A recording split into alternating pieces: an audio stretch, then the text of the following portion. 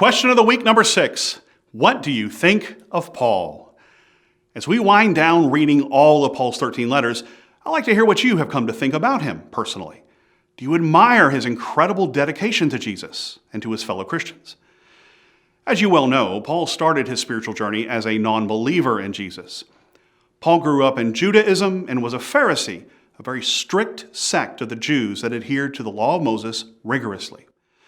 And so when Jesus came on the scene and started telling people that he was the fulfillment of the Mosaic law, well, Paul rejected him.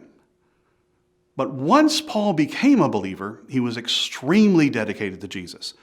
Paul spent well over 20 years traveling thousands of miles, preaching the gospel throughout Asia and Europe. What do you admire about Paul? Here's something I admire about him: his love for others. One time, when he was listing many of the terrible persecutions he had endured, including numerous attempts on his life, this is what he said kept him up at night more than anything else. Apart from all these other things, there is the daily pressure on me of my anxiety for all the churches. That's what you're most worried about, Paul? Not your personal well-being, but the spiritual well-being of the churches? That's Paul for you.